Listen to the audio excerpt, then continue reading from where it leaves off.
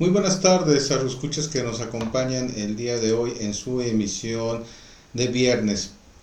Como verán y esperemos que les haya gustado este cambio en la introducción, en donde a partir de esos momentos ustedes podrán ver los tópicos que vamos a hablar con la intención que quede todavía más claro, transparente lo que vamos a hablar durante esta charla de una hora del día viernes para acabar la semana como se debe, con una charla de capacitación para enfocarnos más todavía a lo que hemos venido haciendo del protocolo de investigación ministerial, policial y pericial. Hoy nos toca hablar de esta gran temática que vieron, de ver cómo se construye y cómo no se debe tener ciertos errores precisamente en la redacción de los hechos.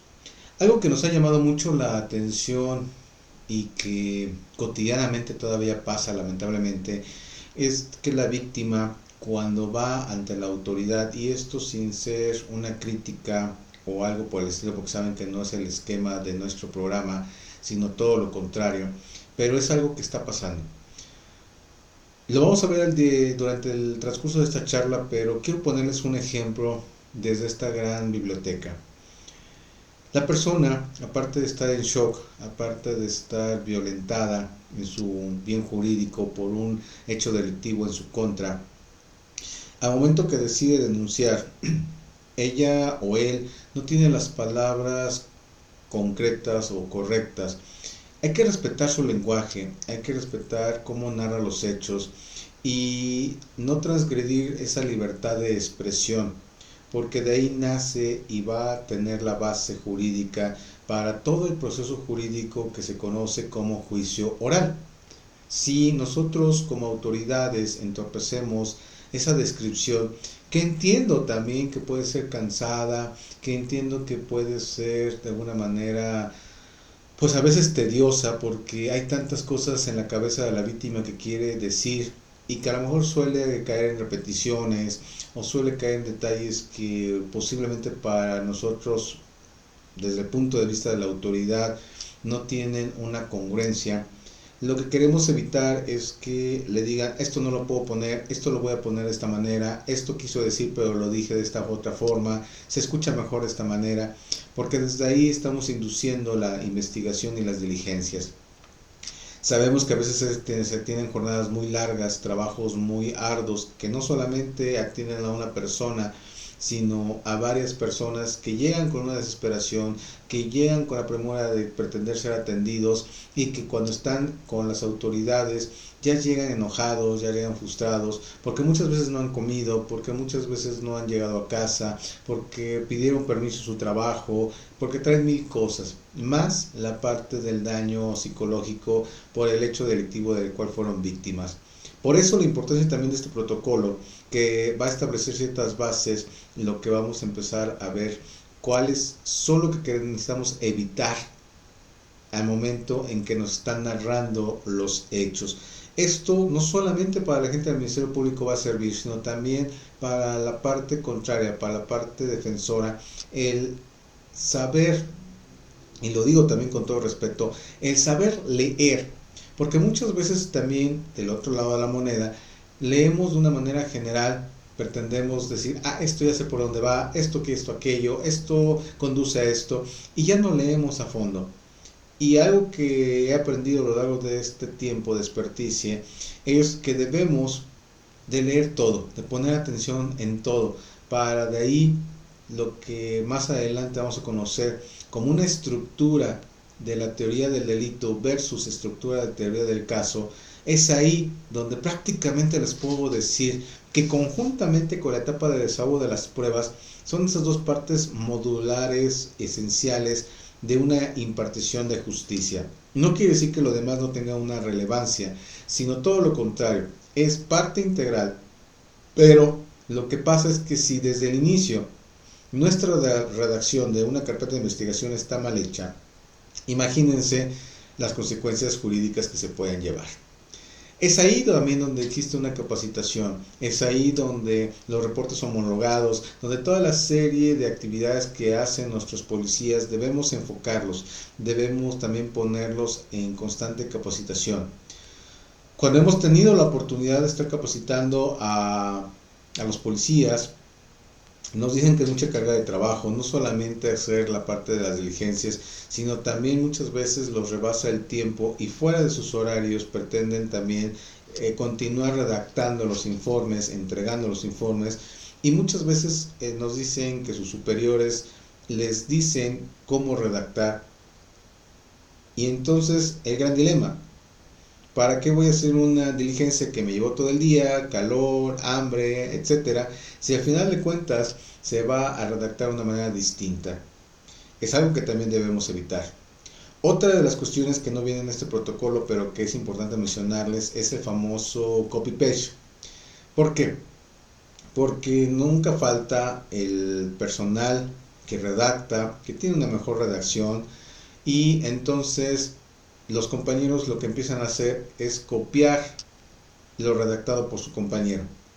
Incluso ya se han pronunciado magistrados al respecto y jueces de control, tanto hacia la gente del Ministerio Público como al abogado defensor, de que si encuentran en la carpeta de investigación información idéntica, pero con nombres distintos de los primeros respondientes, policías, etcétera, puedan denunciar este hecho para que sean retirados de la carpeta de investigación.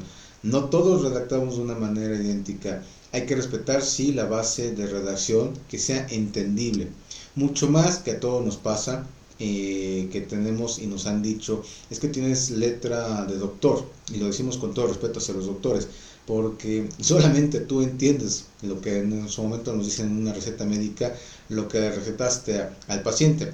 Aquí también pasa algo muy curioso, y me incluyo en primera persona, que también de repente por las prisas muchas veces me ha pasado decir, ¿qué escribí?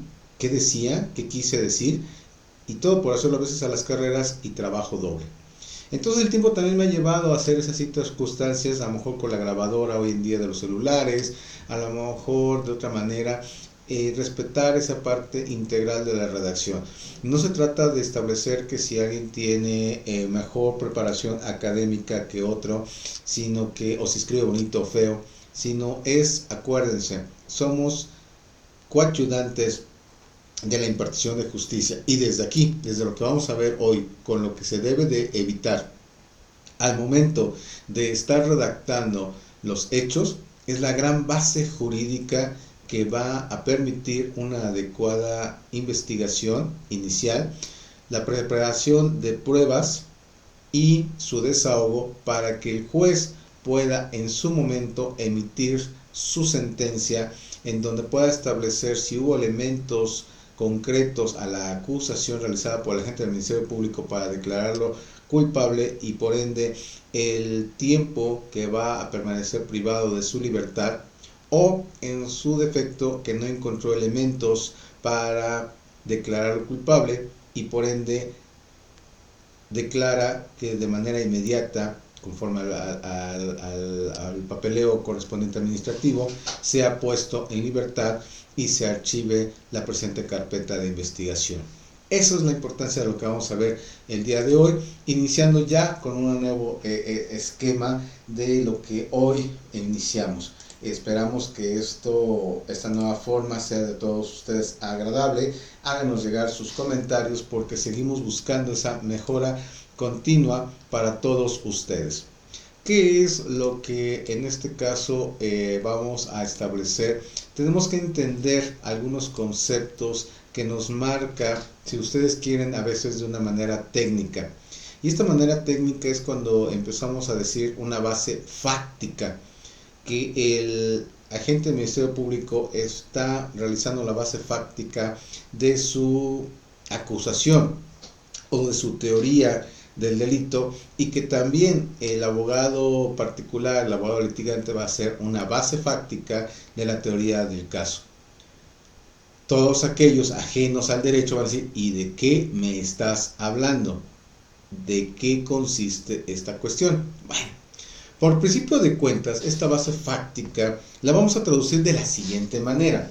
Es una redacción de los hechos.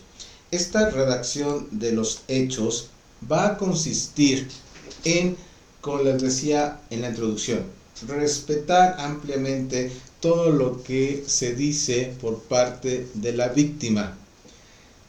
Una narrativa congruente, una narrativa en donde escuchemos y transcribamos, mejor dicho, lo que nos está diciendo la víctima. Esto nos va a servir para realizar las investigaciones o las diligencias necesarias para el esclarecimiento de los hechos, para también poder establecer las pruebas que se tienen que ofrecer. Ojo con este dato, pruebas que se tienen que ofrecer. Si hay, sobre todo, testimoniales, y hemos insistido en la elaboración de dictámenes que deben de ser adecuados a cada asunto que se esté investigando. Es decir, consistirá en que se tenga la capacidad de realizar una síntesis en donde van a reunir las características esenciales, y digo una síntesis no para hacer un resumen, sino que les sirva de un primer acercamiento al agente del Ministerio Público para determinar ante qué tipo de delito se encuentra. Acordémonos algo, el agente del Ministerio Público es como tal el experto en cuestión. Por tal motivo, al ser el experto, una vez que la víctima termina su narrativa, él tendrá la convicción, después de un análisis, de establecer la primera hipótesis, si se trata de un robo, si se trata de un intento de robo, es decir, conforme a las bases jurídicas que tiene la preparación académica, va a establecer las bases jurídicas del hecho delictivo que se pretende y se va a investigar mediante ordenar las diligencias correspondientes y conforme a los indicios que fueron recolectados. Fíjense esta importancia que les acabo de mencionar. De ahí parte que se tenga una metodología analítica, ¿sí?, en donde se pueda establecer qué es lo que nos está diciendo o pretendiendo querer decir la víctima, sintética, que tengamos que hacer una síntesis como tal. Vamos a pensar que salieron 30 hojas de lo que nos manifestó la víctima. Tenemos que tener esa capacidad de hacer una síntesis para ordenar nuestras ideas, revisar nuestra parte jurídica a nivel del código familiar, penal, mercantil, establecer la base jurídica y decir, estamos ante el delito de robo, estamos ante el delito de lesiones calificadas, con tentativa, etcétera, y establecer una primera parte esencial de la investigación. Como decíamos, sin embargo, se cometen ciertos errores que este protocolo le va a llamar desviaciones en la relatoría de los hechos. Estas desviaciones es muy común que se presenten. La primera que queremos ver el día de hoy: un exceso de adjetivos. Acordémonos y sigamos insistiendo con todo respeto que al momento en que nos está narrando la víctima lo que le aconteció, ella o él lo va a hacer de acuerdo a cómo se viene expresando normalmente. Una de las cosas que debemos de establecer es, no es lo mismo cómo hablamos, cómo narramos una historia, a cómo la escribimos. Pero lo que no se vale es cambiar la esencia de la historia. Y esto a veces pasa cuando hay un uso excesivo de adjetivos. Esta desviación o error en la redacción va a consistir en que al momento en que se nos están siendo narrados los hechos, el agente del Ministerio Público va a poner de su cosecha la acusación o una calificación sobre lo cual está teniendo conocimiento, de tal manera que de acuerdo a lo vertido por la víctima de nombre tal, estamos ante el delito de robo.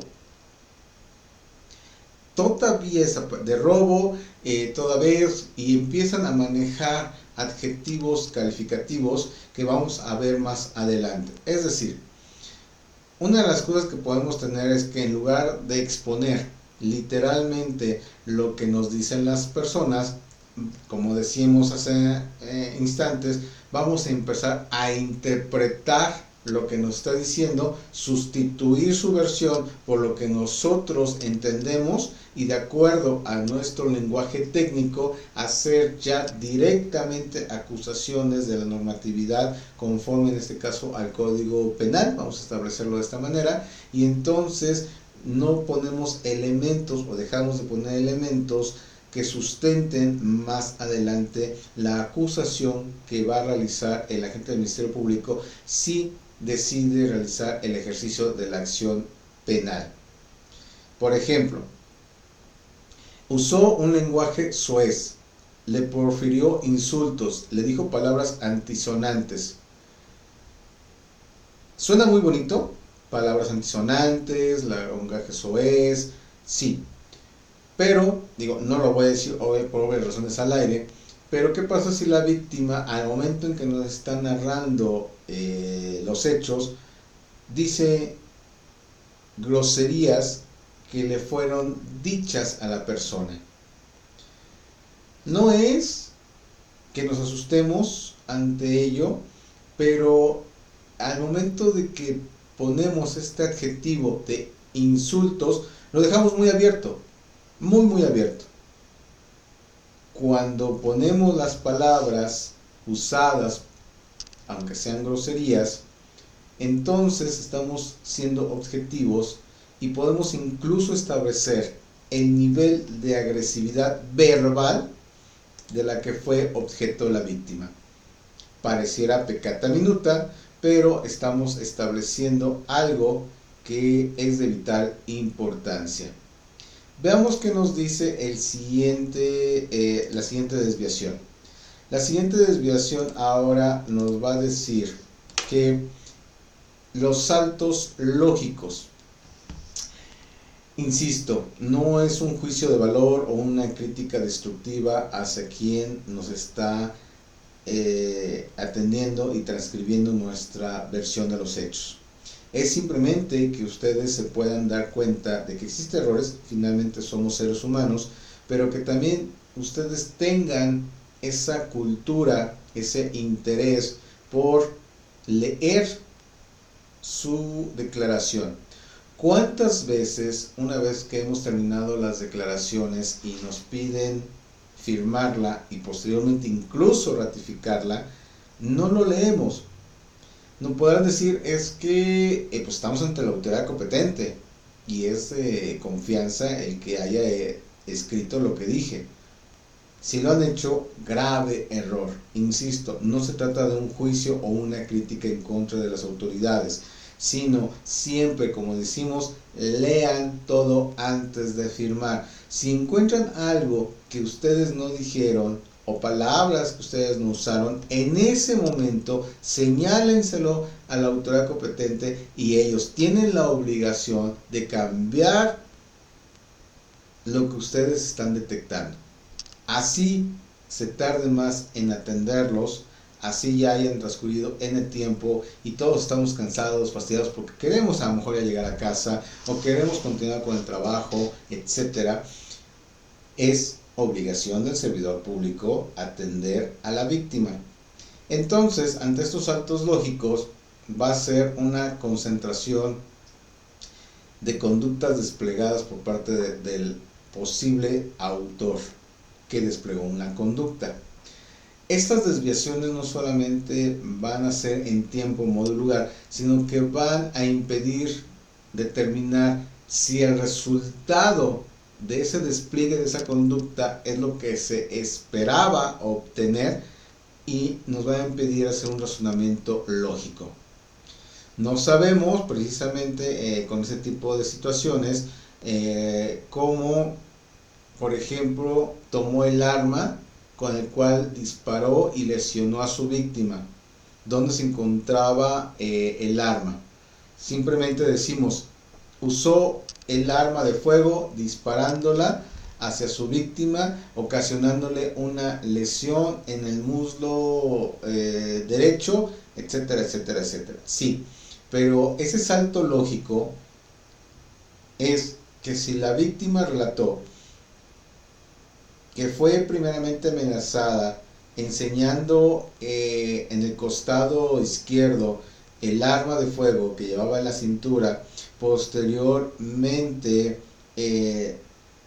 ante la negativa de ceder a sus pretensiones, toma el arma, la saca de su funda, le apunta y acto seguido dispara, tenemos más cuestiones circunstanciales que nos permiten en su momento establecer una lógica jurídica de cual más adelante se va a servir el agente del Ministerio Público para ver lo que es la famosa tentativa, algo que nos han marcado muchísimo y que desde ahora estamos viendo.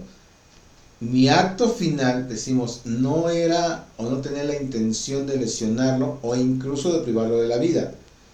Ok, también partimos de esa que es creíble, pero con este tipo de descripción donde decimos que del lado izquierdo portaba el arma de manera oculta, la hace visible para amedrentar, la saca de su funda, tiene tiempo suficiente para apuntar a la víctima y no solamente con ello, sino que la dispara, tiempo, modo y lugar. Entonces no podemos decir que la intención no era lesionar. Por supuesto, desde que el momento en que estoy desenfundando mi arma de fuego, la estoy apuntando a una persona, tengo todo el interés. Puede ser, caso contrario, que a lo mejor esté en un forcejeo, y sí se dan casos en que por la fuerza entre ambas personas se pueda accionar el gatillo lesionando o a la víctima o al que pretendía ser el victimario. Pero son casos específicos y que de acuerdo cuando se puede evitar estos saltos lógicos podemos establecer este tipo de hipótesis. Entonces tenemos esa serie de cuestiones que nos van a ayudar. Vamos a ver qué nos dice la siguiente desviación que vamos a ver el día de hoy. Aunque sean de manera general, más adelante lo vamos a ver en nuestras charlas de manera específica. Relatos incompletos. Aquí lo que va a pasar es que al momento de estar elaborando la redacción de los hechos, van a omitirse circunstancias, actos o datos que van a evitar que el relato sea entendible. Y entonces cuando se pretende hacer una acusación concreta, van a faltar elementos. Hace poco teníamos un asunto en donde nos decía que al momento en que fue a hacer una declaración la víctima con la versión de su hijo, la autoridad le decía precisamente que faltaban elementos para poder tener una claridad adicional al acto que estaba denunciando. Posteriormente, con ciertas sesiones psicológicas, el menor pudo expresarse, pero ya era demasiado tarde porque ya habían sobreseído, es decir, archivado la carpeta de investigación. Esto es muy diferente, no tener los elementos suficientes en la relatoría, a que sí los tengan, sí los mencionen y no redactarlos. Vamos a ver, decimos que usando la fuerza agarró a su víctima del brazo, y esa es la redacción, o la sujetó del brazo inmovilizándola. Aquí las preguntas es, ¿cómo la tomó? ¿De qué brazo? ¿Cuál usó el victimario? Y pareciera mentira esta parte que fuera a decir, ay, es que está siendo ahorita muy estricto en la redacción. Sí, porque el decir que me sujetó no es lo mismo, me sujetó con la mano izquierda la muñeca, con la mano derecha la muñeca, me sostuvo con el cuello y me movilizó, porque cuando lleguemos a tener la cuestión de un peritaje en reconstrucción de hechos, en mecánica de hechos, en mecánica de lesiones, como lo establecíamos en las emisiones anteriores, nos van a faltar elementos para elaborar nuestro dictamen y por ende establecer una hipótesis de cómo sucedieron los hechos, lo cual va a conllevar a la falta de elementos objetivos, y entonces lo más seguro es que la gente del Ministerio Público lo que termine por hacer, es decir, que no tiene los elementos necesarios para ejercer la acción penal y por ende va a archivar la carpeta y se termina la investigación. Todo lo que conlleva esta desviación que les estamos mencionando en este momento. El siguiente es algo que también suele pasar, es la otra cara de la moneda. Son los relatos irrelevantes. Si bien es cierto que acabamos de ver que hay elementos totalmente relevantes para hacer la base jurídica o la base fáctica para establecer la estructura inicial de lo que es la teoría del caso versus teoría del delito, o viceversa, teoría del delito versus teoría del caso, hay veces que le damos mayor importancia a relatos que no tienen mayor relación. Es también la otra cara de la moneda de la víctima, en donde empieza a redactar que se levantó muy temprano, acudió como normalmente lo hacía a la cocina, se preparó un desayuno que consistió en unos hot cakes con un jugo de naranja, y acto seguido se bañó, se arregló, salió de casa. Esa parte que acabamos de ver es irrelevante, la parte del desayuno. Pudiera ser que sea relevante la hora a partir del cual la víctima sale de su domicilio y en qué tiempo es cuando el victimario realiza y despliega la conducta, porque entonces estamos hablando de tiempo, modo y circunstancia para hacer una cronometría de tiempo, pero no vamos a establecer algo que cuánto tiempo se tardó en desayunar cuando todavía no hubo una relevancia o no hay una relevancia que tenga que ver con el horario o la forma en que se desplegó la conducta. O bien, también del otro lado, escuchar al victimario y es exactamente lo mismo, decir que ese día desayunó, ahora él dice que desayuna unos huevos con café y fruta, que empieza a ver el final de la telenovela X, que lee el periódico y que se acuerda de hacer que se acuerda que no se había bañado, por lo tanto acude a bañarse, pero en ese momento él ve que no tiene ropa que ponerse, por lo cual empieza a planchar la ropa para ahora sí poder bañarse, arreglarse y salir de casa. ¿Qué nos interesa? En el momento a partir de que él sale de la casa.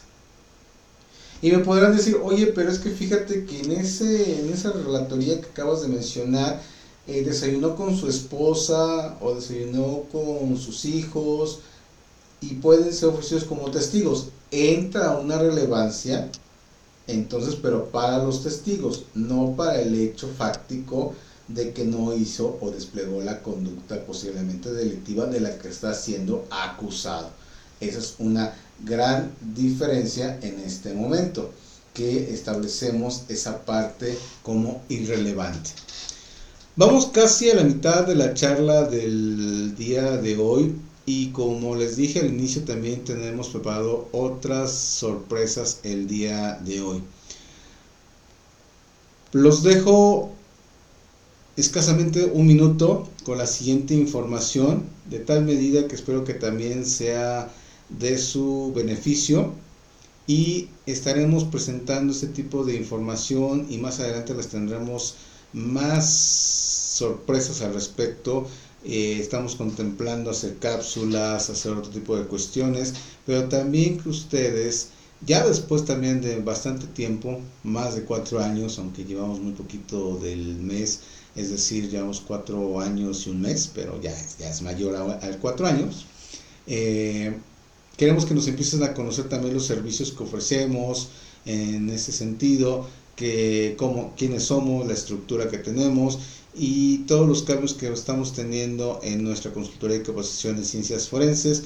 Ya también quiero aprovechar para agradecer las facilidades que nos está dando nuestro órgano certificador Competence a través de nuestro instructor, amigo y socio comercial Jorge, porque nos faltan, aunque pareciera mentira, nos faltan 18 sesiones para lograr 2 certificaciones que más adelante vamos a ponérselos a ustedes a su disposición, les vamos a explicar en qué van a consistir, pero que sin duda alguna representa un gran reto el volver a capacitarse, a sentarse, a hacer actividades, y aunque va a ser posiblemente de una manera muy dinámica, intensiva, vamos a lograr por el objetivo que nos estamos trazando, y que conjuntamente con nuestra gran casa de estudios como lo es Argos Cusa Radio les vamos a llegar grandes sorpresas.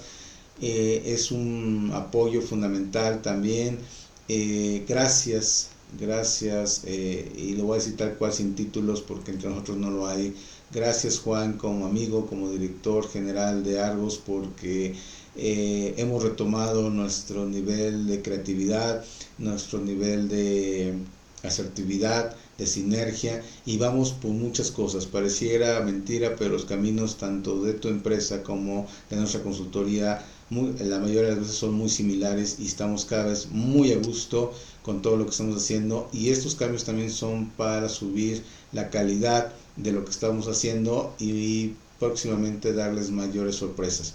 Es así como les hemos preparado el siguiente video estreno que ponemos a su disposición, y esperando que sea de su utilidad lo que hemos plasmado en esta información, y que cada sesión, tanto los días viernes como lunes, estaremos presentándoles nueva información.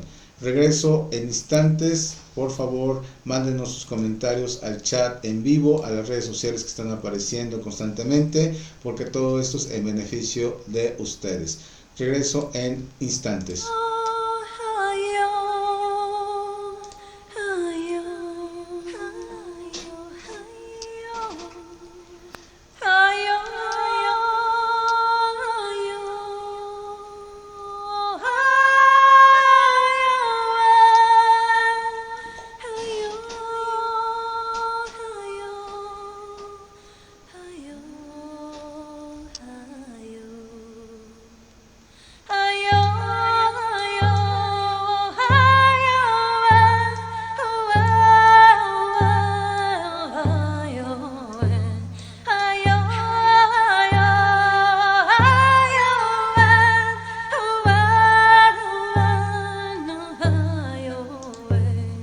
Nuevamente saludándonos, vamos a repetir el video. Hicimos un cambio ahorita de último momento, e insisto, esto es en beneficio de todos ustedes. Segunda llamada para el estreno nuevamente del video.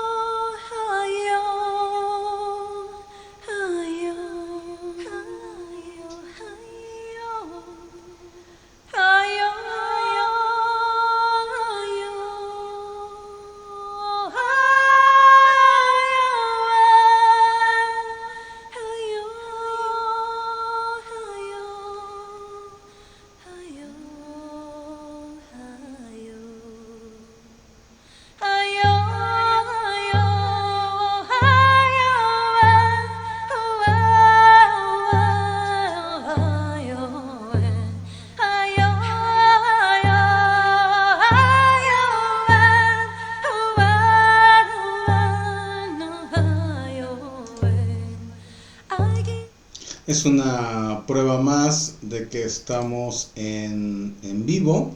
Esto es en beneficio de todos ustedes.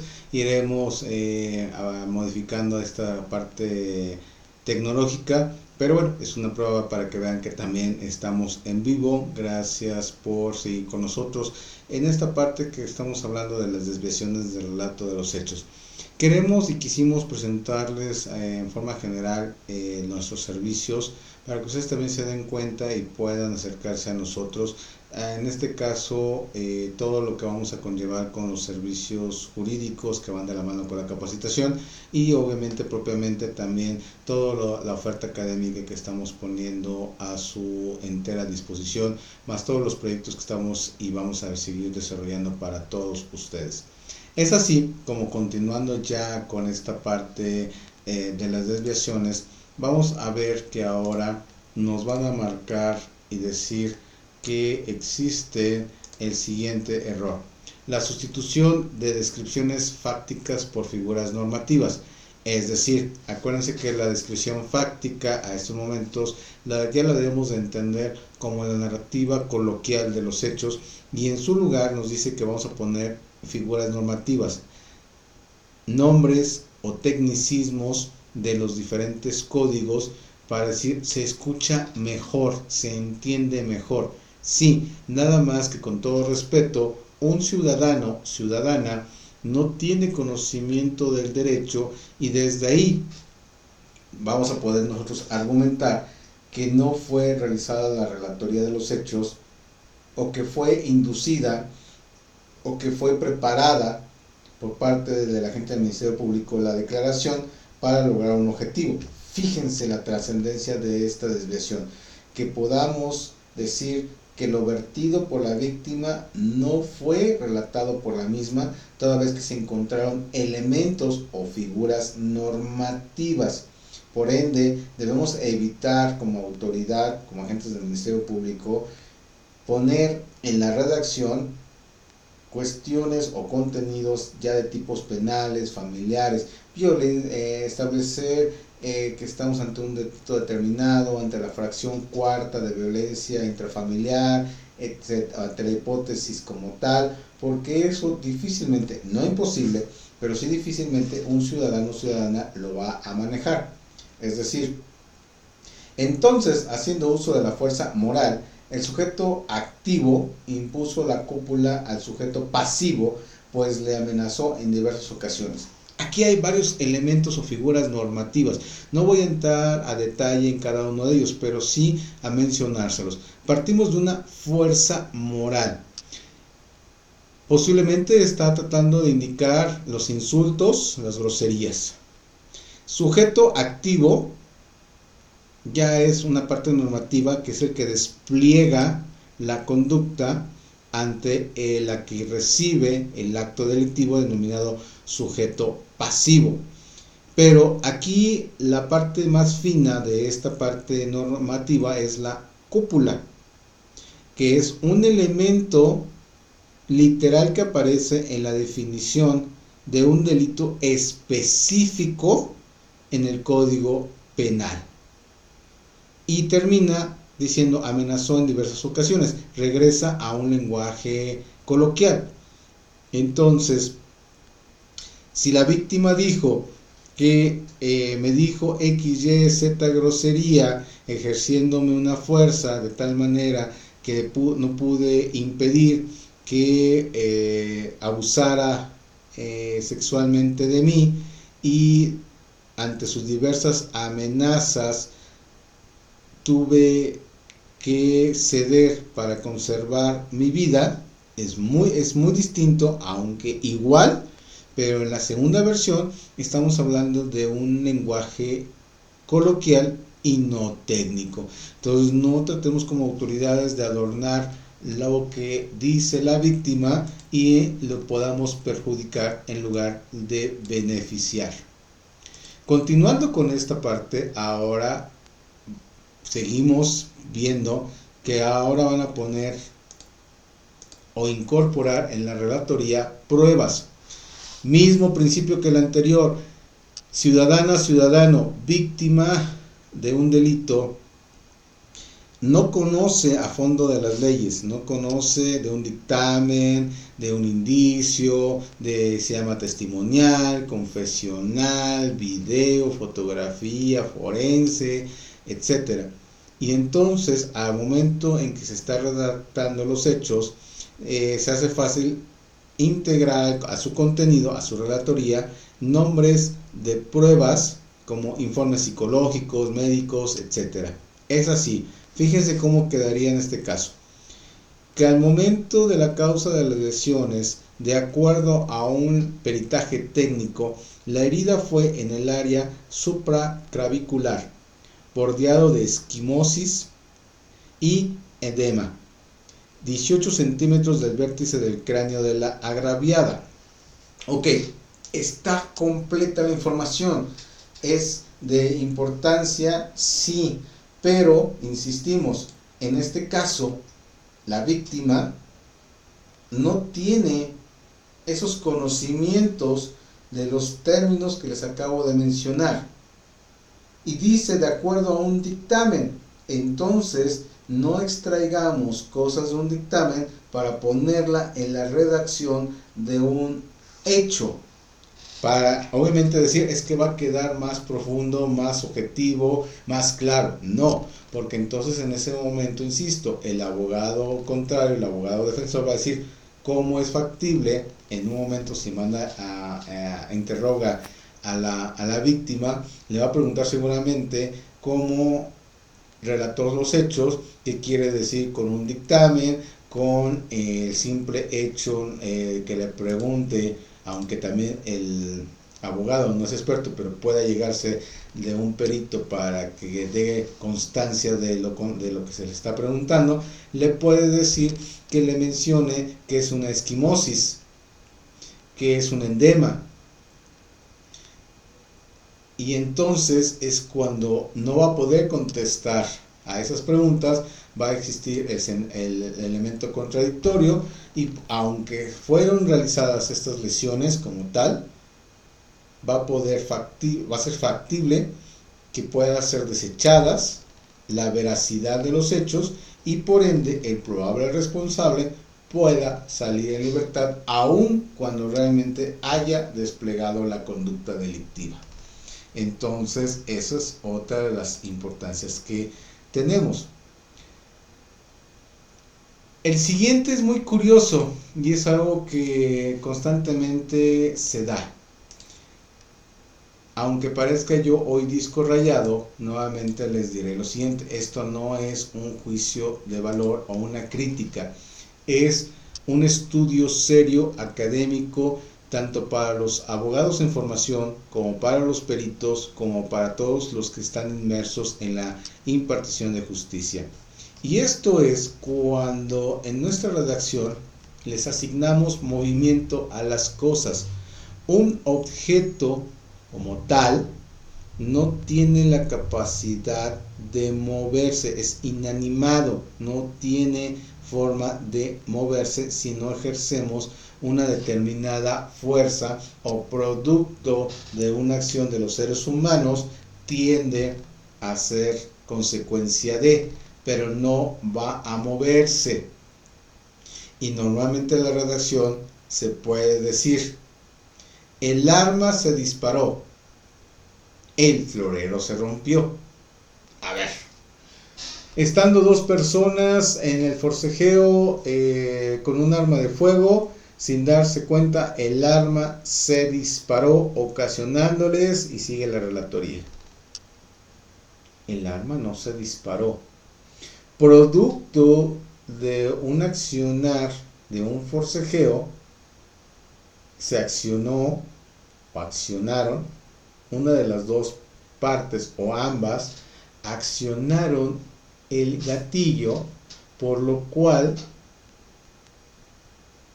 el arma se disparó. Se accionó el gatillo. Es muy diferente a que se entienda que el arma, y aunque parece una obviedad, le estamos dando elementos que parecieran insignificantes, pero desde aquí, en una teoría del delito versus teoría del caso, se puede establecer una incongruencia en la relatoría de los hechos para crear un convencimiento en los jueces o en el juez y poder tener acceso a la libertad del cliente. El florero se rompió. Por sí solo no se va a romper. Se encontraban dos personas discutiendo, a lo cual hubo un empujón recargándose en la mesa donde se encontraba un florero, el cual al momento de recibir el impacto cayó al piso rompiéndose.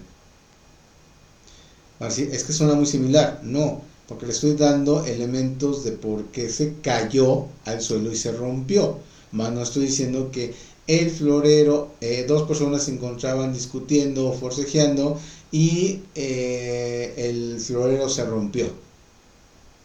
Cosas muy distintas. La redacción no es tan fácil de realizar, eso sí se los puedo garantizar, y mucho menos leer, analizar, entenderla, es muy compleja realizarla. Y bueno, vamos allá para empezar a concluir la emisión del día de hoy, a darles una primera conclusión de lo que hemos visto hasta este momento en esta charla. Hoy estuvimos hablando de todo lo que son la base fáctica, que es y se va a entender como la relatoría y redacción de los hechos. También estuvimos viendo las desviaciones o errores al momento en que se hace una redacción, sus consecuencias que pueden vertir y algunos ejemplos que se dan al momento de redactar, sin que esto sea un juicio de valor, una crítica hacia los agentes del Ministerio Público, sino es una cuestión formativa también para ustedes, futuros abogados, ¿por qué no? Futuros agentes del Ministerio Público, peritos, y insistir que a momento de redactar no debemos plasmar lo que pensamos, sino debemos de ver que sea entendible. Salvo con la gran excepción de lo que es la relatoría vertida, realizada por la víctima. Y una de las cosas que también estuvimos viendo es que se merece un respeto hacia lo que está relatando, tratando de no caer en los dos extremos de los asuntos totalmente irrelevantes y estar transcribiéndolos, o hacer saltos en la redacción para acortar el tiempo o acortar el tamaño de la relatoría de los hechos. Cualquier extremo vimos que trae consecuencias jurídicas.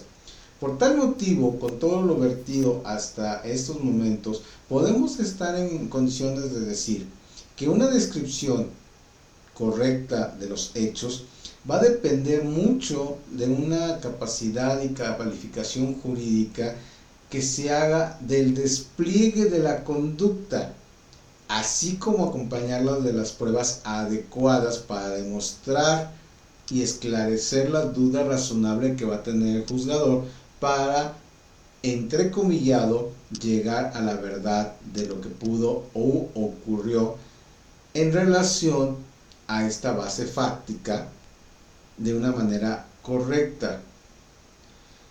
Al final, todo esto tiene que ser congruente. El agente del Ministerio Público va a elaborar su acusación, el abogado va a elaborar su defensa, se van a conocer como alegatos de inicio, alegatos de cierre, va a pasar por una etapa de valoración de pruebas para la aceptación o desechamiento, y posteriormente se va a llevar el desahogo de las pruebas autorizadas. A eso se refiere con una adecuada calificación jurídica de la conducta desplegada, de seleccionar adecuadamente y ofrecer adecuadamente las pruebas que van a poder fortalecer nuestra teoría del delito versus nuestra teoría del caso. Una es acusatoria, otra va a ser defensora, y con la firme tenacidad de buscar el esclarecimiento de la duda razonable que va a tener el juzgador ante la posible responsabilidad del probable responsable.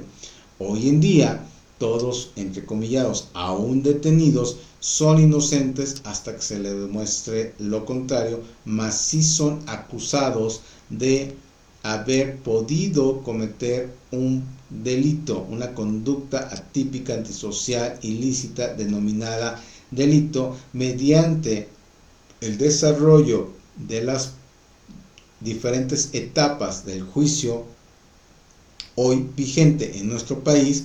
Se va a poder establecer la realmente responsabilidad o no, partiendo desde las investigaciones, que son las diligencias que se realizan para que la gente del Ministerio Público tome la decisión de realizar o ejercer, mejor dicho, la acción penal, solicitando el acto de vinculación e inicio del juicio a la autoridad competente, a su jefe inmediato denominado juez, o establecer que no hay elementos objetivos y subjetivos que, de acuerdo a la normatividad y una vez agotadas todas las diligencias, no se encontraron elementos como tales, por lo tanto no va a ejercer la acción penal, ordenando se archive, conocido como sobreseimiento.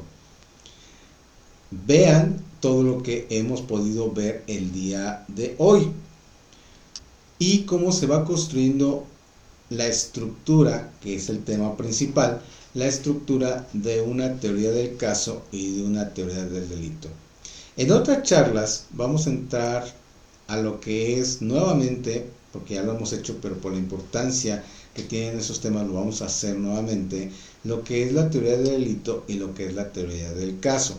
Hoy lo que queremos que se lleven es un panorama de que somos humanos y son humanos la gente que está al frente de como servidores públicos denominados agentes del Ministerio Público, pero que nosotros, sin ser abogados o tener conocimiento del derecho, al momento en que nos digan que leamos nuestra declaratoria o nos sea leído por la autoridad antes de firmarla, podamos poner fina atención a lo que nos están leyendo o estamos leyendo, y si tenemos una duda de que no dijimos como tal esa parte, aunque sabemos que es muy difícil, puesto que en ese momento nuestra cabeza lo que quiere es salir lo antes posible de la fiscalía, de esas instalaciones, y muchas veces por eso no se denuncia. Lo que sí es necesario es un acto de concentración final. Lo que nosotros en este caso aconsejamos, sugerimos a nuestros clientes cada que nos van a hacer una consulta y que deciden que nosotros los representemos, es que precisamente nos hagan una relatoría escrita de puño y letra, no a máquina, que ahí puedan rayar, tachonear, borrar, y cuando estén ciertos de que esa es la versión con la que quieren que nosotros trabajemos, les sirve, porque muchas veces eso es lo que se van a llevar a hacer la denuncia, y cuando les sea leído ellos van a poder tener como una especie de borrador que les permita tener un recordatorio o un refrescamiento de la memoria más óptimo y que sea más rápido, entendiéndonos su trance, su trauma ante lo sucedido. Pero esto no es imposible, esto es una labor interdisciplinaria entre autoridades, entre la gente que les va a ayudar como psicólogos, tanatólogos, etcétera, para entender ese proceso. Hay muchas cosas que se siguen dando, hay muchas cosas que aún en día hay mucho que hacer y que no es fácil enfrentarse a un proceso jurídico. Estamos por cerrar el año y estamos otorgando también una asesoría pro bono, y en su momento, si nos autoriza, les haremos llegar esa información, porque no deja de sorprenderme la capacidad del ser humano para delinquir, para hacer una violencia de género, para que todavía en el siglo XXI se sigan dando tantas irresponsabilidades. Lo que sí les puedo decir antemano a todos: hagan de su vida libremente lo que ustedes decidan hacer, en cualquier sentido de la palabra, académica, profesional, sentimental. Pero en verdad, hago un llamado a que no ofendan, transgredan o de alguna manera hagan algo en contra de terceros que les perjudiquen. Porque entonces tu libertad de ejercer lo que tú quieras realizar con tu vida termina.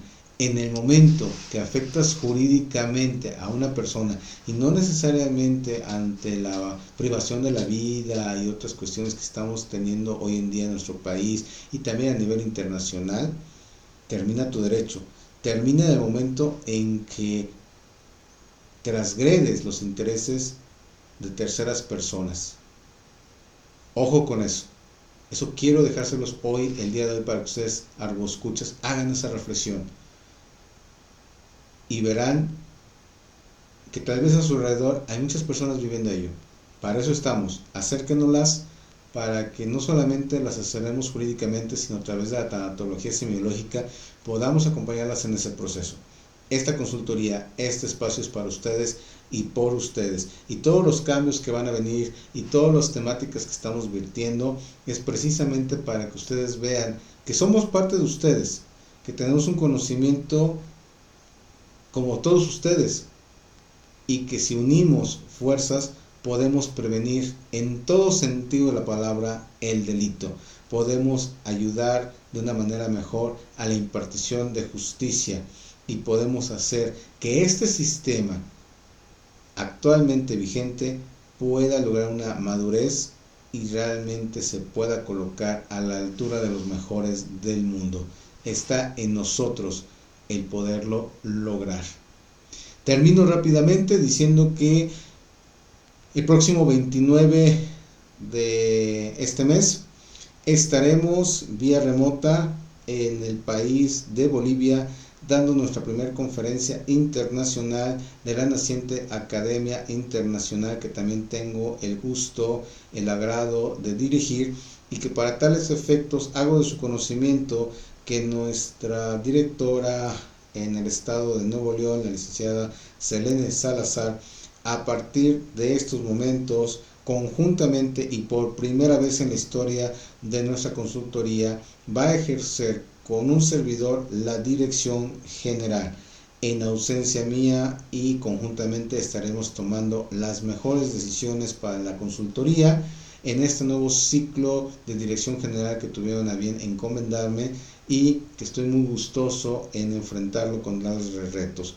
Pero también es necesario llegarse de gente cada vez más profesional, y sin duda alguna tenemos la bienvenida, licenciada, amiga, coach, madre de familia, Selene Salazar. Gracias por aceptar este gran reto. Un abrazo hasta Nuevo León, un abrazo a Cuba, Perú y Bolivia, donde ya estamos con presencia en estos momentos, y los esperamos que puedan estar pendientes de la cobertura que se va a realizar próximamente y del material que en su momento les vamos a compartir de la conferencia internacional en Bolivia denominada Tanatología Semiológica en el apoyo y prevención de la violencia infantil. Ha sido un placer estar con todos ustedes el día de hoy. Tengan la mejor fin de semana que puedan ustedes tener. Ojalá puedan difundir este programa, nos puedan hacer llegar cada vez sus comentarios, y recuerden que este espacio es para ustedes y por ustedes. Me despido, como ya es costumbre, diciéndoles lo que a todos ustedes les digo semana con semana y emisión con emisión, que es desde este Palacio de Atenea, que cada vez toma mayor importancia. Y por cierto, el logotipo de Atenea también se internacionaliza el mismo día del evento que vamos a estar en Bolivia. Muchas gracias a quien inspiró ese logotipo, que espero que me estés escuchando. Es para ti y por ti también esta internacionalización. Y ahora sí les digo a todos ustedes, Namaste. Nos vemos en la emisión del día lunes. Tengan la mejor excelente fin de semana y nos estaremos sintonizando el lunes de 5 a 6 de la tarde, ahora en su programa Perito y la importancia de su dictamen. Hasta la siguiente emisión, gracias por haber estado con nosotros.